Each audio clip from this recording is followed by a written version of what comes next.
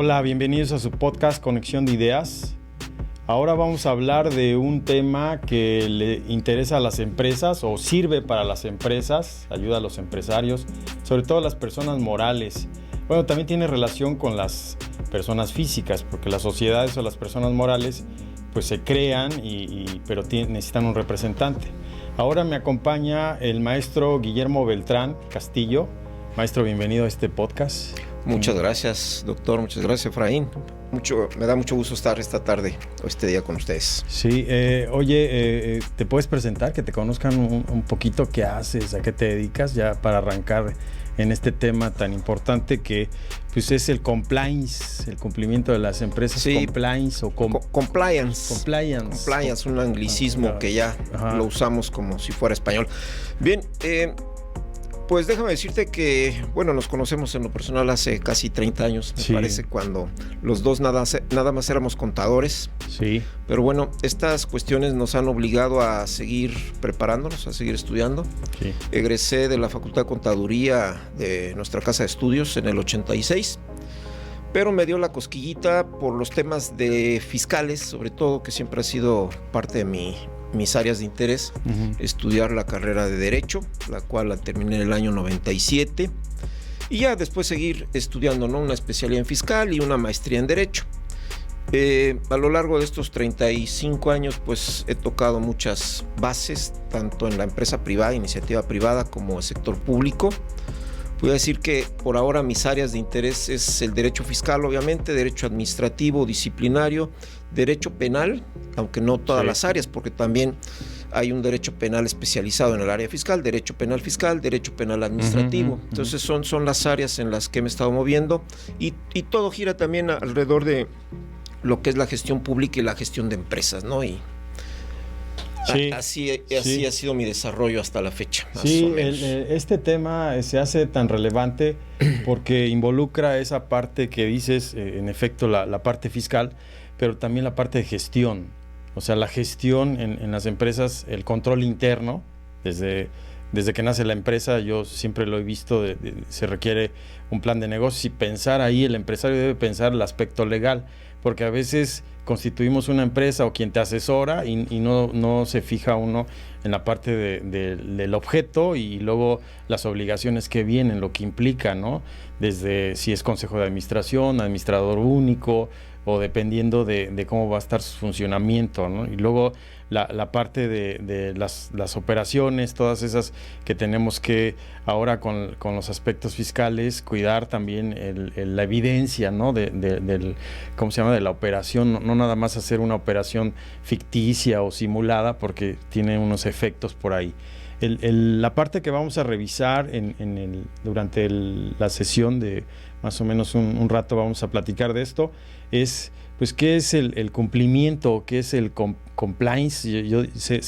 Se lee compliance, ¿sí? ¿Qué es? ¿Por qué se llamaría así? ¿Y por qué algunos le agregan la parte fiscal? ¿O por qué está de moda que le llaman compliance fiscal? O por ahí he visto compliance laboral, ¿de dónde proviene? Luego, empresas que contratistas de gobierno, ¿cuál es el efecto ahí? También podríamos revisar ese punto. Sí. Y luego las actividades de control, que tiene que ver con el control interno. Ahí es importante, desde el ambiente de control, se detecta el ambiente de control de la empresa, la evaluación de riesgos, las actividades ya per se como de control, la supervisión, toda la parte de resultados y la evaluación, incluso la tecnología. También las empresas ahora con la tecnología, es importante trabajar en ello. Y las repercusiones legales, que ahí nos vas a ayudar mucho por tu experiencia en la parte legal, compartir ese conocimiento para los que nos escuchan, para todos aquellos que quieran constituir una empresa, incluso las pymes, ¿no? ¿Qué pasa con las pymes? Las pymes, porque esta práctica ya viene desde antaño, yo digo es algo anglosajón, pero la están aplicando las grandes empresas. Entonces hay que darle un poco a nuestras pymes para ver qué pasa, ¿no? Luego la armonización con la normatividad, que como bien lo dijiste, hemos platicado, ya está todo puesto, pero ahora hay que aplicarlo, ¿no? Sí, claro. Sí. Y luego el reconocimiento de manera práctica, ¿cómo lo haríamos? Bien, ¿sí? Vamos a comenzar por las bases teóricas. Exacto. La base teórica del compliance, pues la podemos traducir como todas aquellas tareas que tienen que hacer las entidades, tanto públicas como privadas, para el cumplimiento de la normatividad externa, es decir, la parte legal, y la normatividad interna, es decir, normas autoimpuestas, como serían todas las políticas y controles internos de cualquier ente, sea público o privado.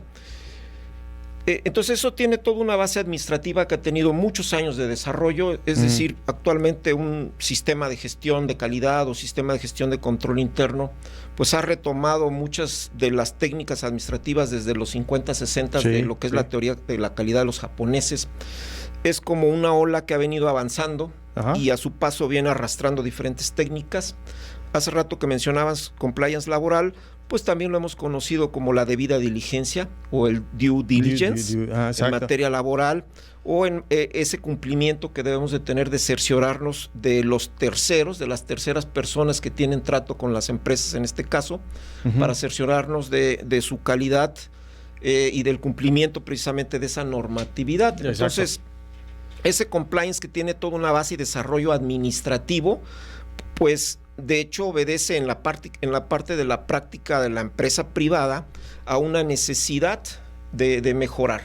Obviamente que también hay normatividad autoimpuesta, como sería el de las grandes empresas que cotizan en bolsa, que para estar ahí ya tienen que cumplir con ciertos lineamientos, y ahí hablamos de un sistema americano que es el modelo COSO, que a su vez ese modelo COSO es un sistema de control interno formalizado.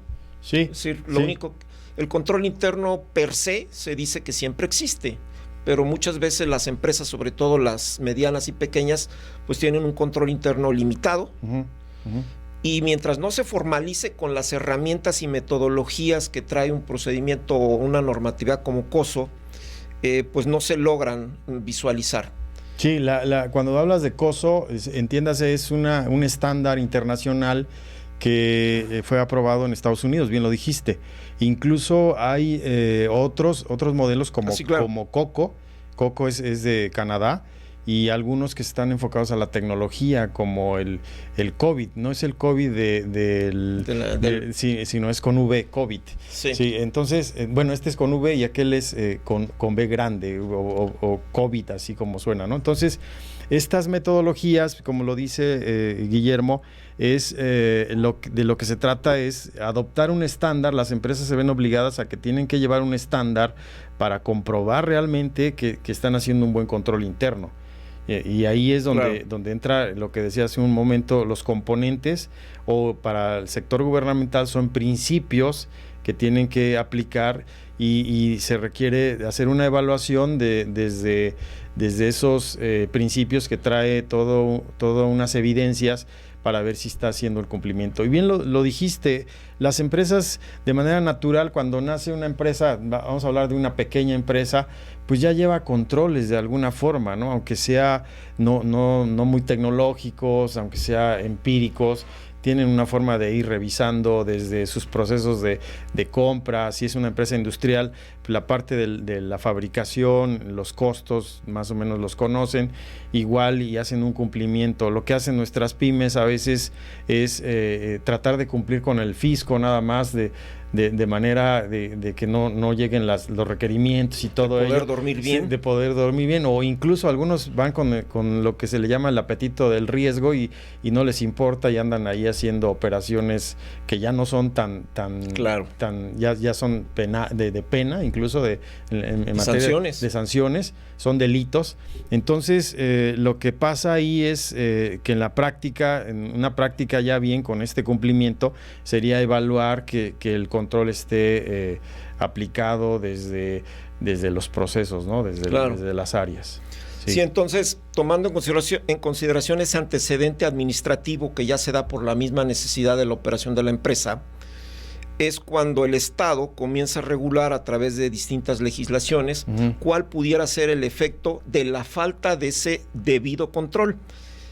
Y así lo voy a manejar porque es el término que se maneja incluso en el Código Nacional de Procedimientos Penales, que más adelante lo platicamos. Debido control. Entonces, el debido control no es otra cosa más que todos los mecanismos administrativos que tienen las empresas implementados en el accionar diario de sus actividades para tener un control, y le podemos llamar calidad, sistemas de gestión de calidad total, due diligence, incluso la aplicación de normatividad internacional como las normas ISO.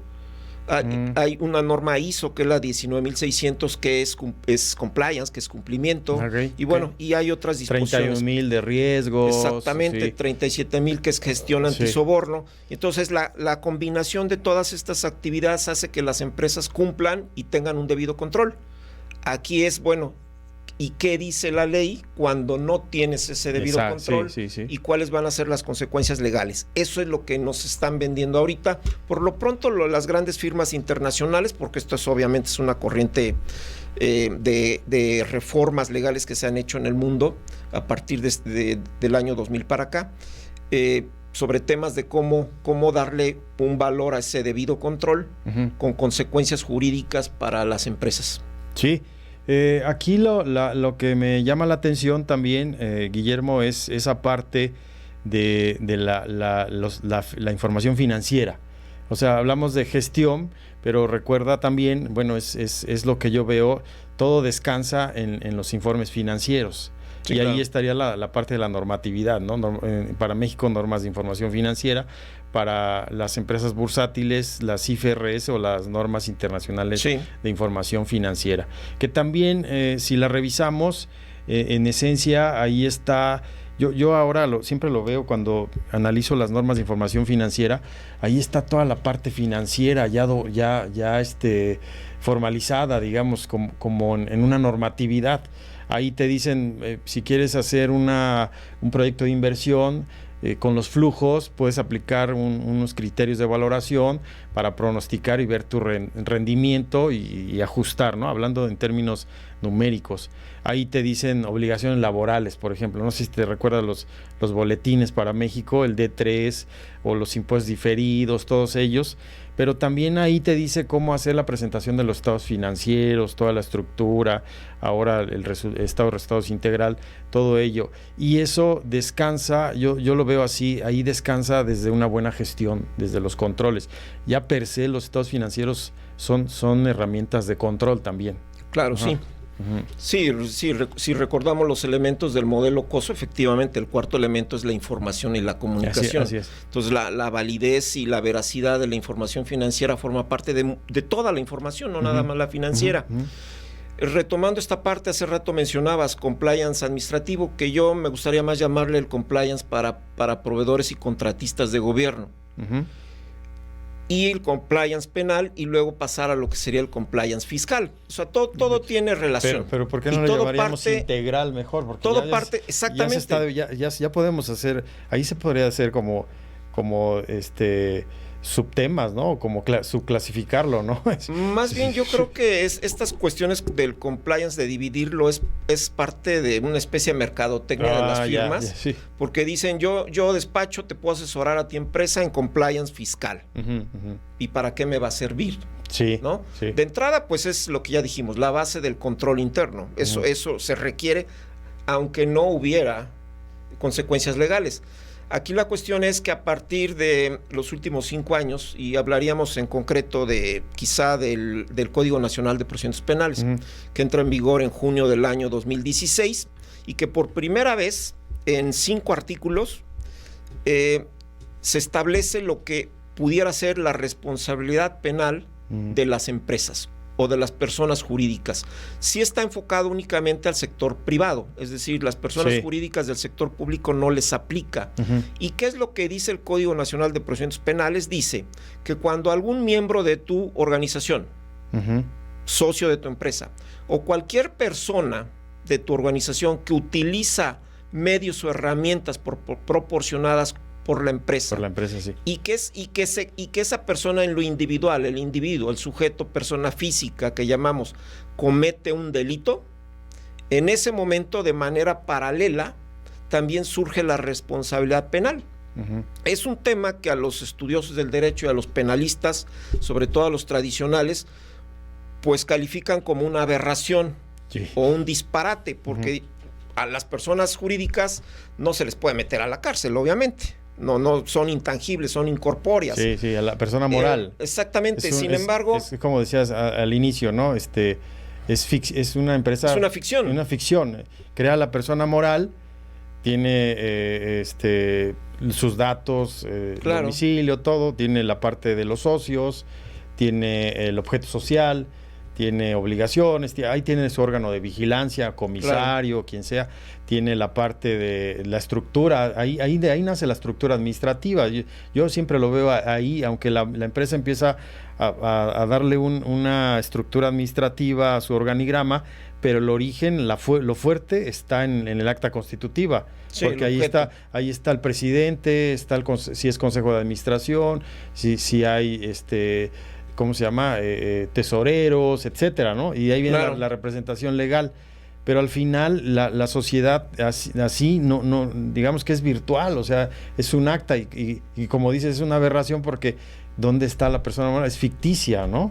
Sí, claro. Pero ahí viene, pero ¿quién la representa? ¿Quiénes son?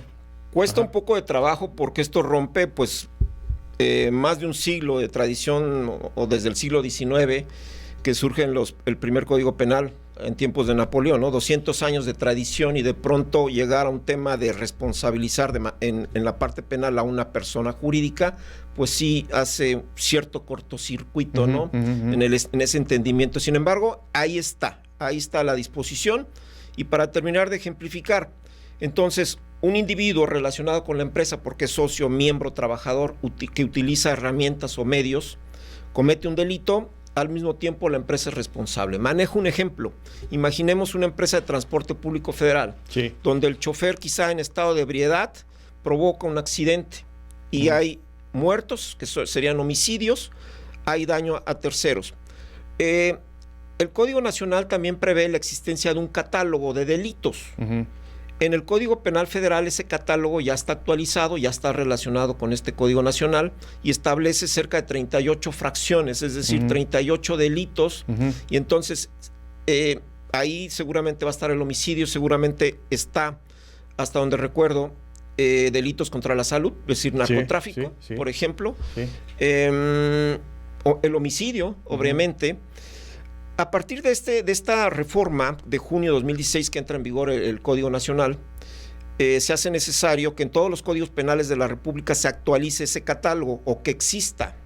Cosa curiosa, en Morelos, pues les ha pasado de noche a los diputados, ni cuenta se han dado quizá que no lo han actualizado. Para quienes nos escuchan, Morelos es México, pues es el estado de Morelos, muchos los ubican, porque este podcast a veces sale a nivel internacional, también por ahí tengo algunos suscriptores de Perú, de algunos de Colombia, algunos amigos por ahí de Colombia, de Bélgica, también de Madrid. Entonces Morelos es un pedacito de México. Sí, es una de las 32 entidades federativas. En la zona centro de la Ciudad de México. Bien.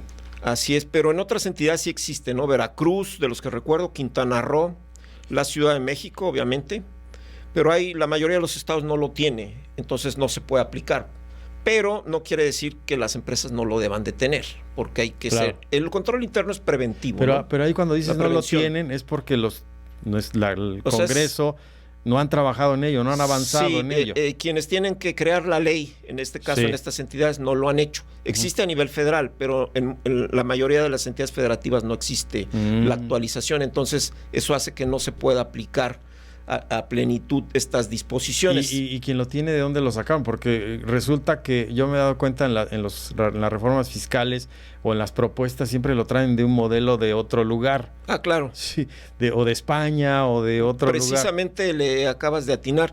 Realmente, por ejemplo, Quintana Roo hizo prácticamente una copia del 90% del Código Penal español.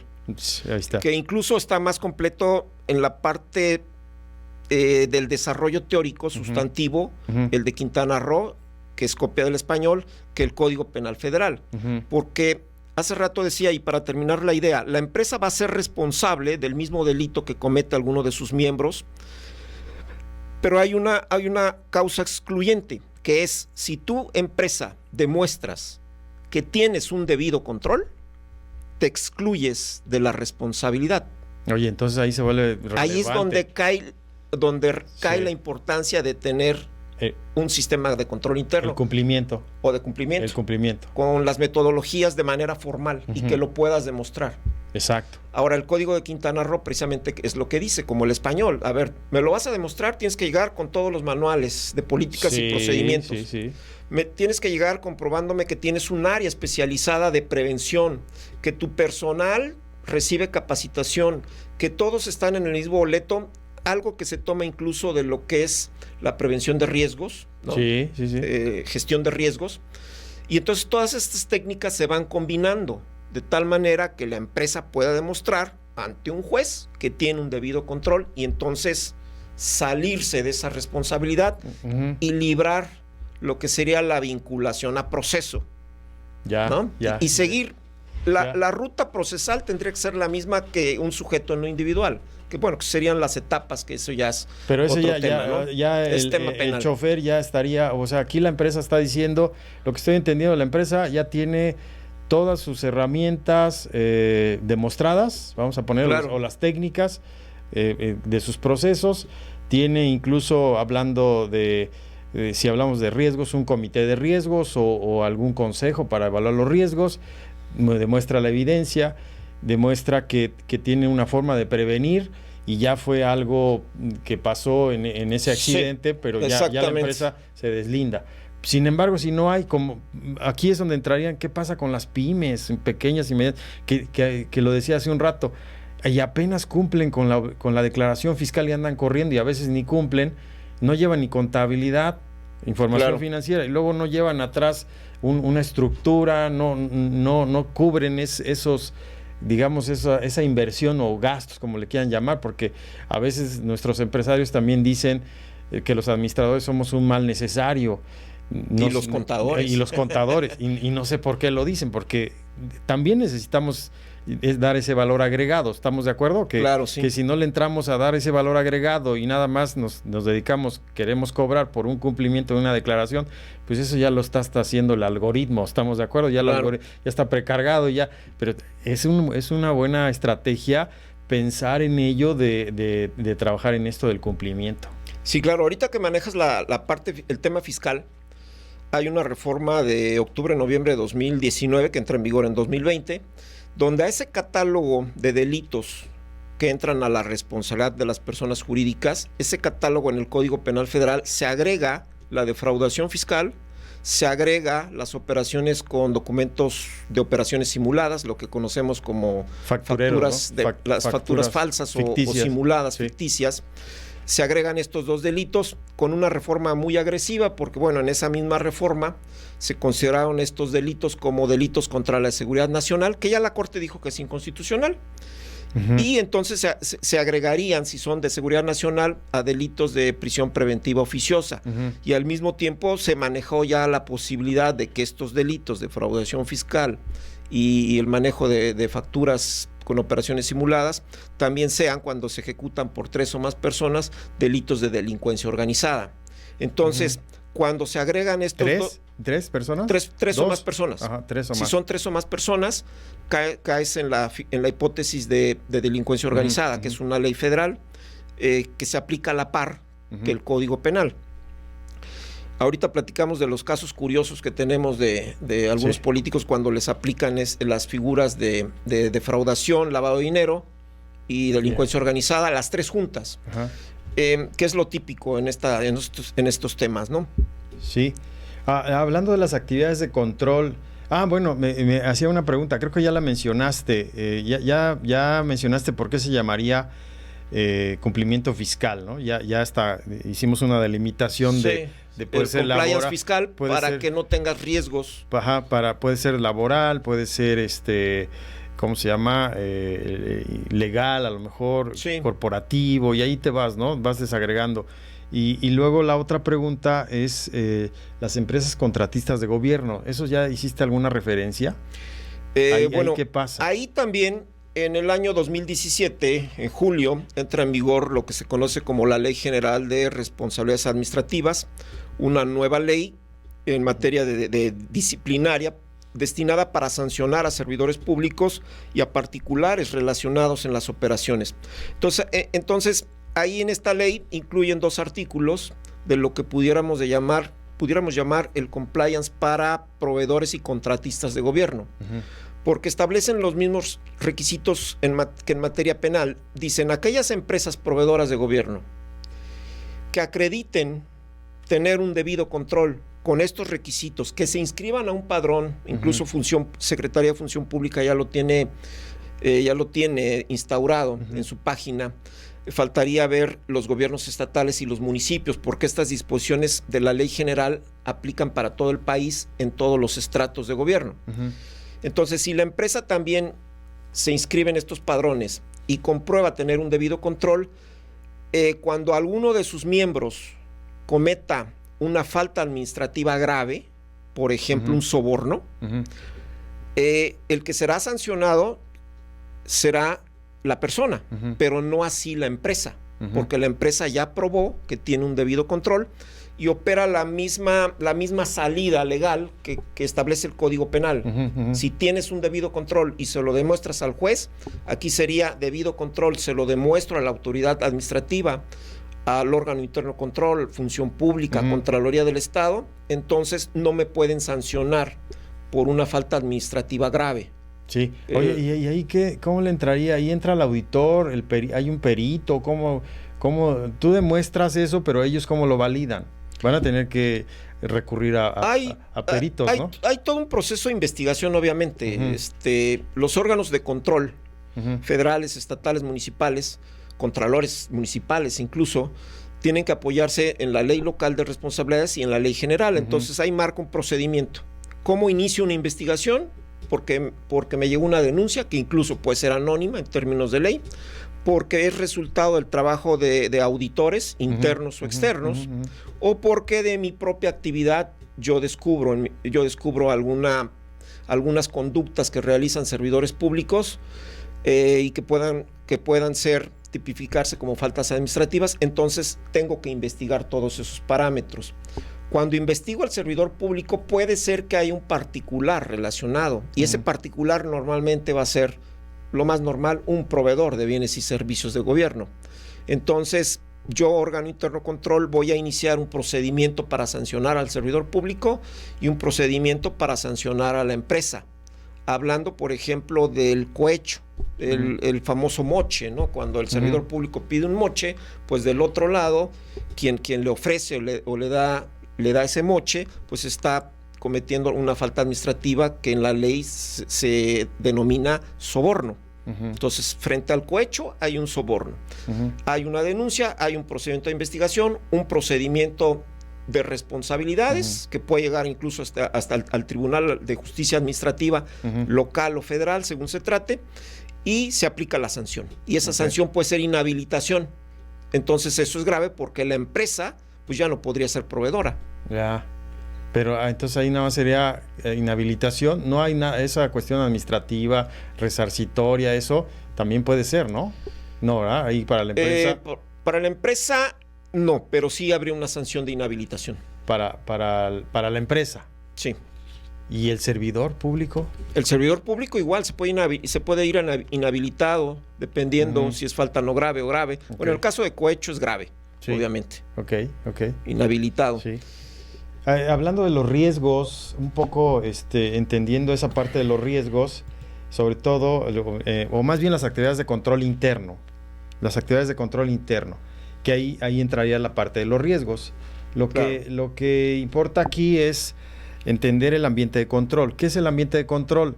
En términos simplificados es desde que llegas a la empresa, ves si hay una filosofía de la empresa, si hay una misión, una visión, todos esos valores que plantean, si hay un código de ética. El código de ética en este tema es relevante, es una de las cosas que siempre van a valorar.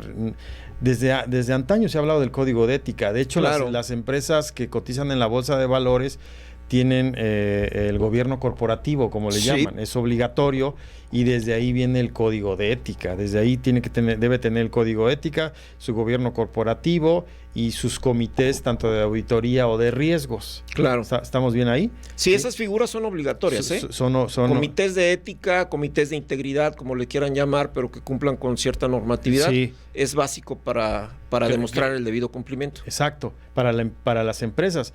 Y estamos hablando de igual, lo que podría pasar en una pequeña empresa es que al menos tenga una evidencia de un consejo, ¿no? De algo ahí, porque si hablamos de un código de ética, a lo mejor es una pequeña empresa de 5 trabajadores, pero debe tener algo, el dueño debe de firmar y que todos estén comprometidos en ese código de ética. Pero aquí lo que importa es que la dirección o el dueño o los socios tengan ese compromiso. Ah, sí, claro, la responsabilidad del control interno tiene que partir de la cabeza. Sí. Si el mando superior no está comprometido con control interno, difícilmente va a funcionar. Y en la parte del ambiente de control, aquí lo que entra también es el asunto de la administración estratégica, de la estructura organizacional, o sea, que exista una buena administración estratégica, una buena estructura organizacional, como lo decía hace un rato, desde la constitución de la sociedad, y luego que la empresa tiene su organigrama, claro. Hablando de la administración estratégica tiene que ver con un documento, bien lo dijiste, los manuales de organización y procedimientos. De hecho, hablar del manual de organización es donde tú documentas tanto tu misión, visión, tus políticas, claro, tu descripción de puestos, qué hace la gente, eso es importante, y ahí documentas. Ahí hablando a lo mejor voy a exagerar, ¿no? A lo mejor este chofer debe tener una estructura de sus funciones. ¿Qué tal si se desvió para otro lado? No lo sé. El ejemplo que pusiste de que cometió un accidente, ¿qué tal si debe tener la empresa bien documentado cuáles son sus actividades, ¿no? Y ahí me imagino es la parte, ahí es donde encuentra el ambiente de control, la autoridad y responsabilidad, el órgano de control también, que tenga, si hay comisarios o hay un comité, como bien lo dijimos. Sí, en compliance en la empresa privada se acostumbra a lo que es el oficial de cumplimiento, que es un tema incluso que no es nuevo, porque ya en la ley para la prevención de operaciones con recursos de procedencia ilícita, o más bien la ley antilavado, ¿no? Que es una combinación entre ley administrativa y penal, que hasta donde recuerdo es del 2013 para acá, ya se preveía esa figura del oficial de cumplimiento, porque hay ciertos giros de empresa que realizan actividades vulnerables, ¿no? Como las empresas que venden joyería, automóviles, todo lo que es el sector inmobiliario,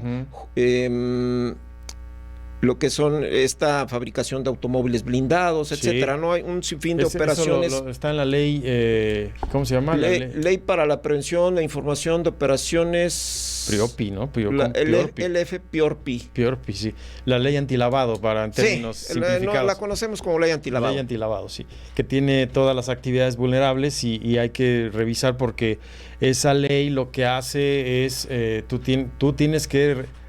precisamente ese oficial de cumplimiento tendrías que revisar esas actividades y tiene un umbral, le llaman un umbral como un tope donde tienes que informar, claro, de tus clientes, ejemplo de los autos, no voy a hablar de los autos, hay un tope donde guardas un expediente. Si tienes que identificar al cliente, que es debida diligencia. Identificación del cliente. Pero si rebasa cierto tope, cierto monto de la compra, ya tienes que hacer una informativa. Sí, claro, una declaración. A la autoridad tributaria. Donde le das a conocer qué personas están manejando volúmenes de efectivo superiores a lo que permite precisamente la ley, que es la Ley Federal para la Prevención e Información de Recursos de Procedencia Ilícita. Ya, de repente uno se acostumbra a aprenderse las siglas, ¿no? Sí. LF PIORPI, y ya después dice, bueno, ¿y qué quiere decir?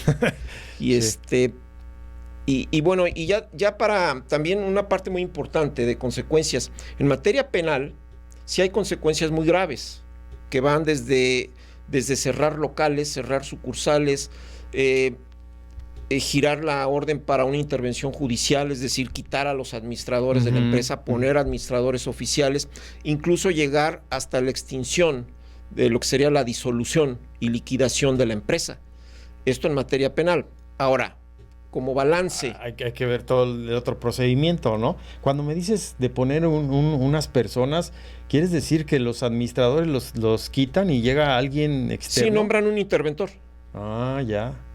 Como cuando te embarga el SAT o te embarga Infonavit Seguro Social, que llegas al grado de que para que la autoridad fiscal te cobre, nombra un interventor, que hace las veces de administrador único, ¿no? Sustituye al administrador único prácticamente. Sí, ahora la buena noticia, si queremos verlo así, es que prácticamente no hay asuntos de estos en México. ¿Por qué? Sí. Porque relativamente es nuevo.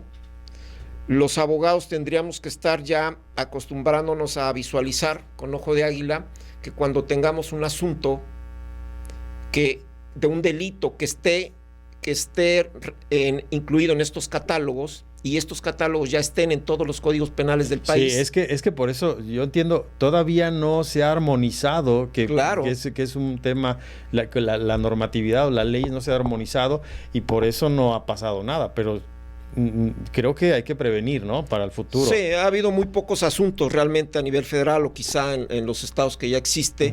Y bueno, también existe obviamente en la ley penal, en las reglas penales, procedimientos que me pueden facilitar, ¿no? El hecho de llegar a un arreglo antes de llevar un proceso. Las empresas tienen esa facilidad y llegar a un acuerdo reparatorio, cubrirle a la víctima, al ofendido, ahora sí que lo que esté reclamando, y se libran de ese procedimiento. Entonces no ha habido como tal un procedimiento completo, por lo menos yo no los conozco, y lo que he investigado tampoco sé de que se haya llevado un procedimiento completo en todas sus fases, hasta un juicio y una sentencia. Y a nivel extranjero, sí. Bueno, la tendencia es que salvo España, en otros países tampoco lo han aceptado, ¿no? En países como Alemania, en Estados Unidos tienen otro sistema. Hay otra forma de hacer. Por ejemplo, el caso de Enron, Parmalat, todos esos fraudes. Sí, exacto. Surgieron con otras normas, ¿no?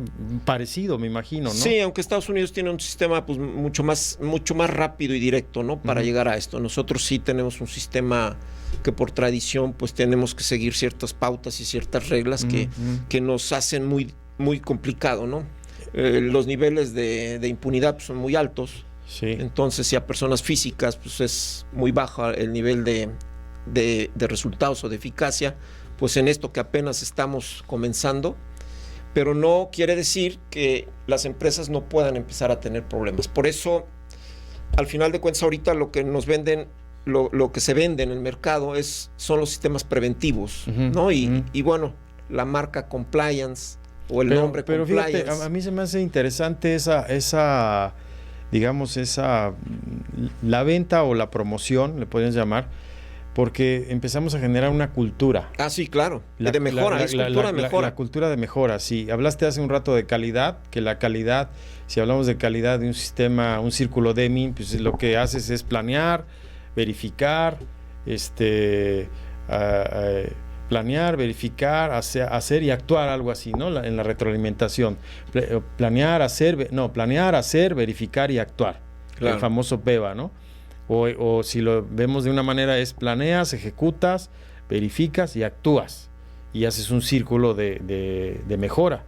Entonces, en este sentido también lo veo así, como hacer un análisis, incluso lo decía del ambiente de control, pero si hablamos de evaluación de riesgos, pues lo que haces es eso, valorar tus riesgos con las técnicas que adoptes, la que tú quieras. Podemos hablar de riesgo financiero, riesgo de crédito, riesgo de operación, riesgo legal, riesgo tecnológico, riesgo reputacional, etcétera, ¿no? Riesgo de mercado, entre otros, ¿no? Hasta riesgos políticos. Entonces, haces una matriz y valoras tu riesgo, los evalúas. Sí, lo calificas. Los calificas, a lo mejor en un mapeo de cuáles son los altos riesgos, riesgos medios, riesgos bajos. Y aquí lo interesante es tomar decisiones respecto a ello. Ahí es donde yo decía hace un rato y lo menciono, el apetito del riesgo del empresario. Ahorita en esta conversación estamos diciendo como lo óptimo, o sea, del cumplimiento, ¿sí? Y dices, la buena noticia es que hay algunas... Hay una lentitud, ¿no? lentitud del Estado y por aplicar estos procedimientos. Y falta la armonía de las leyes. Esa es la buena noticia. que los abogados que escuchen, pues tú que eres abogado y eres más experto en leyes, pues se van a dar cuenta que vamos a vender esto porque el camino puede ser complicado en un futuro para las empresas, ¿no? Que insisto, las grandes empresas sí ya aplican esta cultura. Sí, ya están preparadas. Ya están preparadas. De hecho, el control interno por sí mismo ya lo traen. Sí. Entonces, lo único que hay que hacer es nada más reunir esos requisitos específicos. Sí. Para poder hacer frente a cualquier contratiempo. Y lo tienen que hacer porque cotizan en una bolsa de valores, y con los fraudes que se dieron anteriores, que ya mencionamos, caso Enron, caso Parmalat y otros grupos que se dieron, que hasta ahí fue donde una firma grande, Arthur Andersen, creo que fue la que se desapareció por la cuestión de esos fraudes, ¿no? Porque ahí estaban los auditores. Y cómo los auditores no detectaron, ¿no? Que ahora ya es responsabilidad solidaria también en algunas prácticas. Pero ahí es donde voy, que tendríamos que, según el apetito del empresario, regreso un poco para retomar esto, el apetito del empresario, el apetito del riesgo, apetito del riesgo, así para término, porque el apetito no de alimentación, el apetito del riesgo. Entonces va a decidir y va a decir, me voy por este lado, ¿no? Según Pero lo importante es esa práctica, es eso que de prevenir, de generar esa cultura para el futuro y en un momento pues, ya tener buenas prácticas, ¿no? Porque hablamos de buenas prácticas cuando hablamos de cumplimiento. Sí, claro que ahorita si hiciéramos un balance, creo que un 95% sigue estando en el terreno administrativo, en el terreno preventivo. Uh-huh. ¿Por qué? Porque prácticamente el Estado, a través de las diversas autoridades, pues no lo ha echado a andar, ¿no? Imaginémonos un asunto de defraudación fiscal. En defraudación fiscal, pues la querella se presenta por la Procuraduría Fiscal, entonces se llevan ante un juez penal, se llevan quizá al representante legal, quizá a otras personas relacionadas. Involucradas. Sí. Si son más de 3 en un tema de defraudación fiscal, ya es delincuencia organizada. Eso suena muy cabrón, lo digo así, más de 3, delincuencia organizada, pero eso es lo nuevo, la nueva reforma. Sí, claro. Más de 3. Es el impacto de las reformas en el tema de defraudación fiscal, y se implica recursos, obviamente, de procedencia ilícita, es decir, que no haya declarado yo ingresos o recursos. Entonces se combina. Hay una disposición muy interesante en el 108 del Código Fiscal, se maneja, si hay defraudación fiscal, de la mano te vas con lavado de dinero, que es un delito que está en Código Penal Federal 401, que es manejo de recursos de procedencia ilícita, que comúnmente también conocemos como lavado de dinero. Sí. Entonces, casos como el Bester Gordillo, ella fue investigada precisamente por recursos de procedencia ilícita, va de la mano con defraudación fiscal. Era ella y otras personas, igual va por delincuencia organizada. Entonces, estos delitos pues son prisión preventiva oficiosa. Igual me parece que fue Duarte, el exgobernador de Veracruz, porque aunque su caso fue servidor público, fue más fácil pues para la autoridad cuadrarle la parte de estos delitos de carácter financiero fiscal. Pero sí es bastante fuerte, y para las empresas pues sería lo mismo. Ya se fue mi representante legal allá, pero ahora el mismo procurador fiscal tendría que decirle al Ministerio Público Federal, ¿sabes qué? Aquí está la querella, pero ahora contra la empresa, porque me voy contra la empresa y voy y te solicito como medida cautelar la intervención judicial. Sí. Es decir, me quitas al que esté administrando y pones a la persona que yo te voy a decir. O sea, pero no se ha hecho, porque al final de cuentas, obviamente, incluso la misma ley permite que si tienes un problema de defraudación, pues puedas llegar a un acuerdo reparatorio, pagar tus impuestos, tus diferencias, tus multas, y pues te libras del procedimiento penal. Tiene ese camino todavía. Sí, claro. Sí, hay ciertos supuestos que te permiten salir antes, ¿no? Que es un poco presionar, ¿no? De hecho, esta reforma fiscal tiene esa característica de este 2022, ¿no? No hay aumento de impuestos, no hay aumento de ¿cómo se llama? De impuestos o de tasas. No hay impuestos nuevos, aunque no hay impuestos nuevos. Aunque las tasas sí aumentan, ¿no? Pero el control, ¿no? El mayor control. Sí, el control. Sí, la eficiencia de tener estos elementos legales para la autoridad pues es muy importante, porque te presionan, y pues las noticias las hemos visto, ¿no? Grandes corporaciones pues se han visto obligadas a pagar. Claro. ante la presión, sí. ante las noticias y Sí. el poder de la opinión pública. Oye, y hablar de las repercusiones legales, ya has dicho varias cosas ahí en ese sentido, pero para la empresa, para los socios, para el representante, para terceros, hace rato decías que la ley o la normatividad contempla esa cuestión de actividades de control, pero también lo decías que la empresa la van a disolver o puede llegar a una disolución. Sí, sí dijiste ese término. Sí, disolución. Ajá, entonces, ¿qué pasa con el concurso mercantil? Sí, son otras derivaciones o implicaciones, porque la parte de la disposición penal de este Código Nacional, pues únicamente establece lo que es la parte de la responsabilidad penal. Pero obviamente cuando se disuelve una empresa, pues se viene un cúmulo de problemas, Sí, ¿no? Adicionales. sí. ¿Y qué va a pasar con los pasivos? ¿Qué va a pasar con los créditos bancarios? ¿Qué va a pasar con los trabajadores? Ujú. Y bueno, ahí tendrán que aplicarse, como dices, Todo ese atinadamente toda la otra normatividad. Sí, porque si no, imagínate, o sea, ya se disuelve, espérame, pues si hay un sindicato, a lo mejor Claro. hay unos trabajadores de varios años, está la misma autoridad tributaria que le interesa, ¿no? Cuando tú vas a la ley de concursos mercantiles, se tiene que hacer un grado de prelación, una clasificación de los acreedores, entra la figura de visitador, luego el conciliador, está hasta un instituto, habría que analizar ese instituto que me di cuenta que es un instituto público, debe ser de auxiliar, le llaman organismos auxiliares. Ya ves que hay organismos autónomos, fideicomiso, Sí. este es auxiliar. Debe ser un descentralizado, me imagino. Un instituto ¿cómo se llama? De especialistas en concurso mercantil.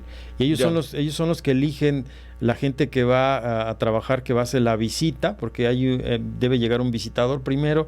Yo lo pondría como ejemplo, es como un auditor que va a revisar esas cuentas que hablaste de los acreedores, los pasivos, los activos, pasivos, y cuál es el patrimonio, cuánto tiene la empresa, y de ahí viene el asunto de ver la parte, de hacer el grado de prelación y ver a los trabajadores, que son los primeros con sus indemnizaciones, sus derechos, y luego viene la autoridad tributaria o las autoridades que recaudan, ¿no? Sí, así es. Y luego de ahí entran los contratos que tienen hipotecas, o bueno, estas instituciones financieras que luego hay créditos y que tengan una garantía, le llaman garantía real, ¿no? En términos legales, ¿no? Garantía real sería, hipoteca sería garantía real, ¿no? Sí, porque es sobre un bien inmueble, una cosa. Real es de cosa. Porque la otra es los avales y todo eso, ¿no? La prendaria y el asunto de la prenda. Entonces se hace una clasificación y ahí pues se tiene que vivir todo ese proceso.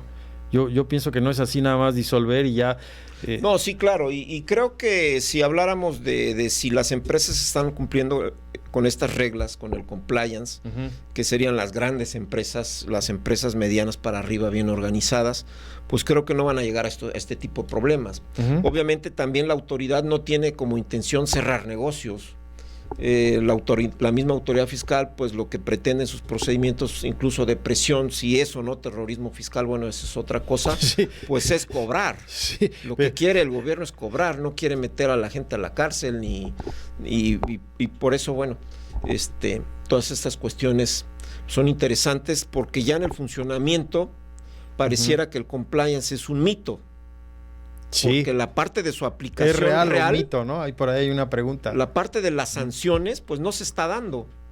Pero qué bueno que sí haya todo este cambio cultural, empezando por las empresas grandes y que vaya permeando hacia abajo, ¿no? En la comunidad, tanto de contadores y todos los que nos desenvolvemos en la administración.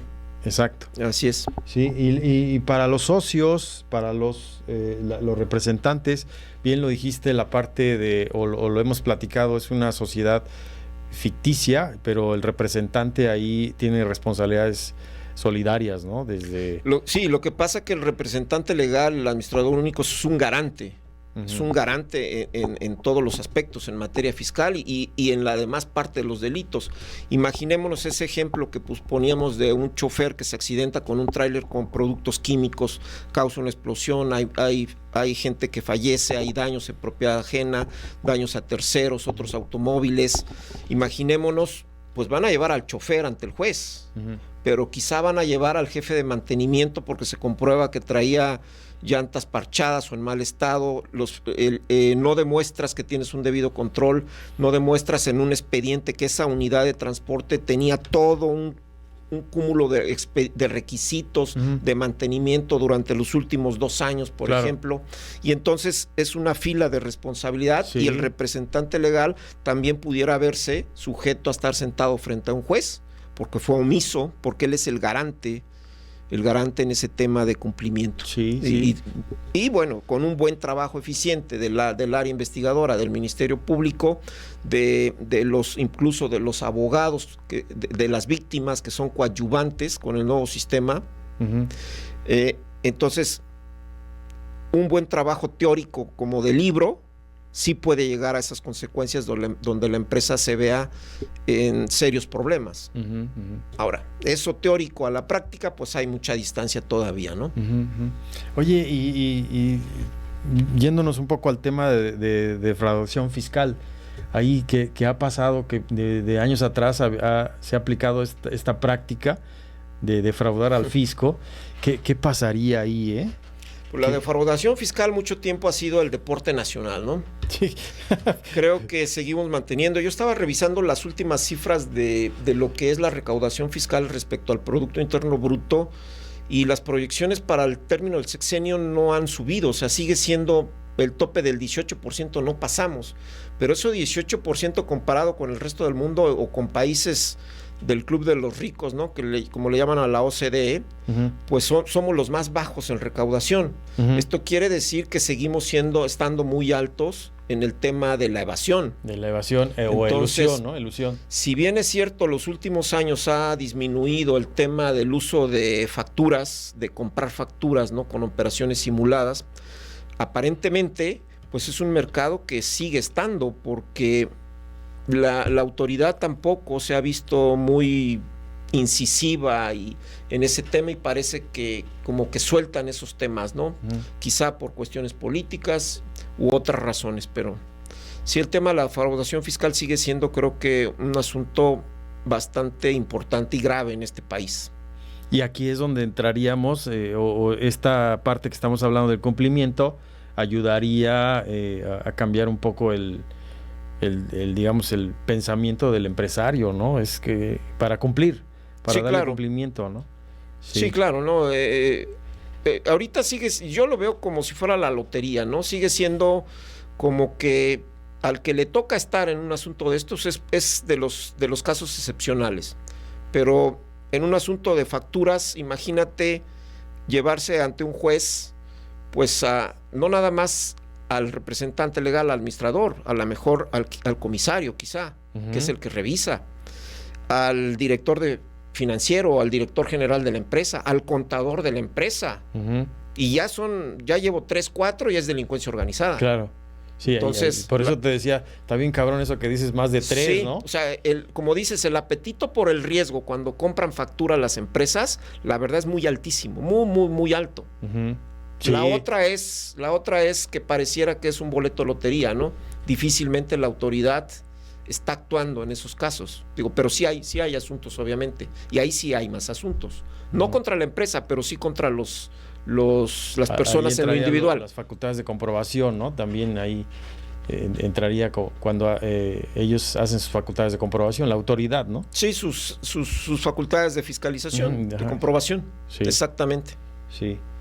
Oye, y la armonización, ¿qué va a pasar con eso? Que ahí ya platicaste un poco de las experiencias que ya tienen algunos estados, pero otros no. Mira, por ejemplo, ¿cuál es el futuro de esto? En materia de proveedores contratistas de sector público, pues ya está regulado en la ley, ya la función pública ya sacó su plataforma, ya sacó su procedimiento para que las empresas se registren y comprueben que tienen un debido control.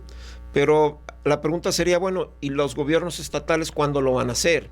Y los gobiernos municipales, más de 2.500 municipios, no me quiero imaginar los municipios más alejados como los que están en Oaxaca, en Chiapas, Guerrero, ¿cuándo van a cumplir? Difícilmente, no hay recursos, no hay infraestructura, no hay capacidades. Entonces, esa parte va a tardar todavía muchísimo en dar frutos. La parte penal, no he revisado, pero yo creo que más de la mitad de los estados, si no es que a lo mejor un 70% de las entidades federativas no han actualizado su catálogo en el Código Penal con respecto a la responsabilidad de estas personas jurídicas. Cosa curiosa, en materia penal ya se está adoptando el nombre que se maneja prácticamente en todas partes, en otros países, que es persona jurídica, y estamos abandonando el tema de persona moral. Sí, que es el nombre con el que viene el Código Civil. Hace un rato te iba a preguntar eso, porque decía persona jurídica, y lo entendí, pero para quien nos escucha, nos referimos a las personas morales. Sí. Y incluso cuando hablas del Código Civil, en el 25, ahí dice, exactamente, el 25 del Código Civil Federal, ahí dice quiénes son las personas jurídicas. Las personas morales. Dice personas morales, pero ahí hace una clasificación y habla del Estado, de la Federación, municipios, habla de las personas, sociedades mercantiles, las sociedades civiles, asociaciones civiles, las sociedades cooperativas, todas ellas, ¿no? Ahí las marca. Aquí lo importante es cómo estamos emigrando de hablar de persona moral a una persona jurídica, ¿no? Sí, la única legislación que he visto que ya actualizó ese nombre es en materia penal, Código Nacional de Procedimientos Penales y los códigos penales que están siendo reformados ya con esta terminología. Pero yo creo que va en ese sentido, ¿no? Van a tener que hacer la reforma, porque acuérdate, en la ley del impuesto a la renta todavía dice persona moral. Sí, en todas las leyes fiscales dice persona moral. En la ley general de sociedades mercantiles habla de sociedades, ¿no? Sociedades será sociedad. Claro. La sociedad, por ejemplo, la sociedad cooperativa dice ¿cómo se llama? Sociedad mercantil, pero tiene su propia ley, ¿no? Así es. Y la parte de la sociedad de acción simplificada, por ahí la asociación en participación, la SAS, esa es una sociedad mercantil también, aunque es unipersonal, ¿no? Pero ya está ahí. En la ley del impuesto a la renta, lo que siempre me llama la atención, que la asociación en participación, que es un contrato, tú que eres abogado, es un contrato, la considera como una persona moral. Sí, ahí que va a pasar, ¿no? Que cuando venga la persona jurídica va a decir, pues, ¿también es jurídica ese contrato? No, bueno, creo que ahí no. La asociación en participación, que es un simple contrato de naturaleza mercantil, solamente para efectos del impuesto a la renta, para efectos fiscales, se considera persona moral, para cumplimiento de pago de contribuciones. Ya en esta parte de si será sancionable como en materia penal, ahí no alcanza, aquí no, y tampoco en la parte de los proveedores que tienen que ver con gobierno federal. Con gobiernos más bien. Ok.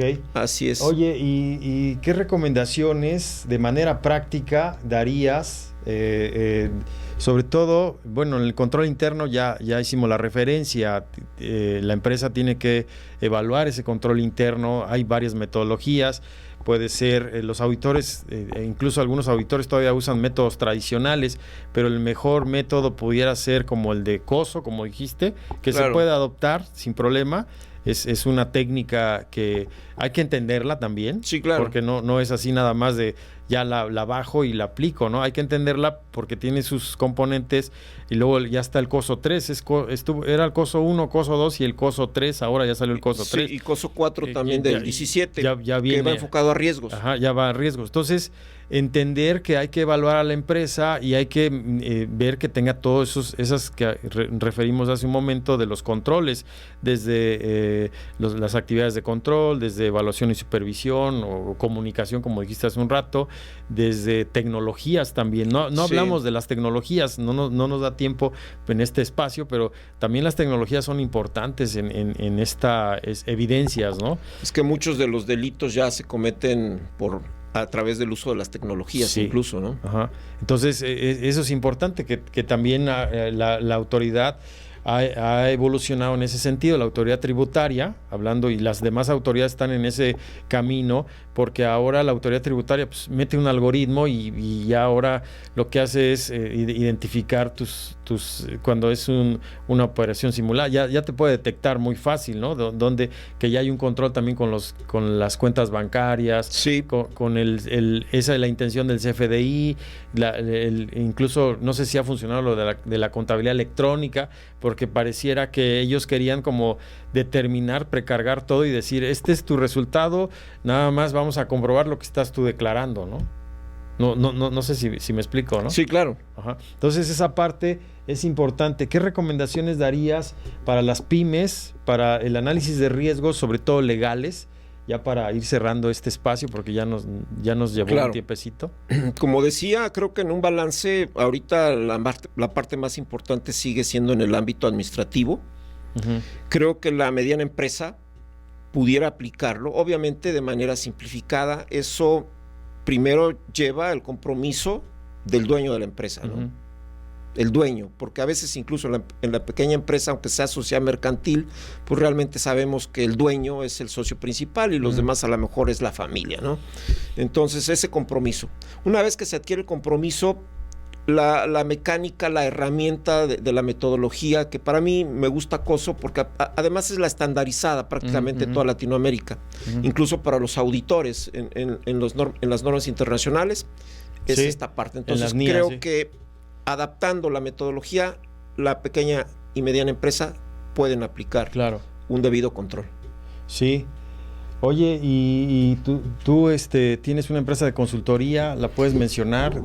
Bueno, de hecho, me pueden buscar, tengo una página en YouTube, me pueden buscar como DIP Guillermo Beltrán. Uh-huh. Tengo ahí varios videos en los temas que manejo. ¿DIP qué es? ¿Derecho? Defensa y planeación. Ah, defensa y planeación. Sí, la firma es Defensa y Planeación Fiscal Corporativa, DIP Fiscal Corporativa, Sociedad Civil. Sí. Los temas de interés, obviamente, que manejo, pues son temas en materia fiscal, consultoría fiscal, defensa fiscal.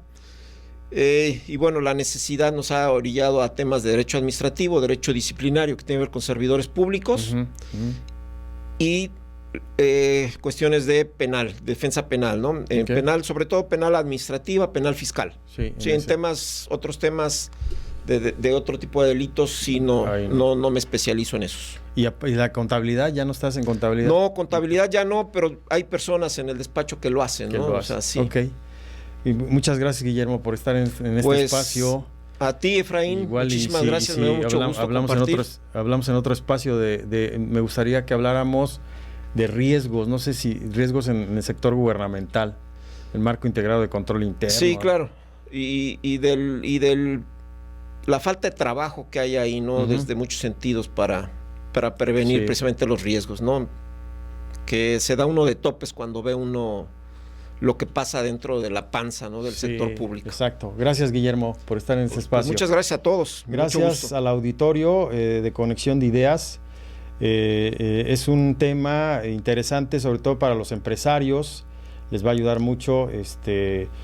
Pues síganos en redes. Estamos como Conexión de Ideas en Spotify, en Apple, y por ahí ya estamos en las redes sociales. Muchas gracias. Hasta pronto.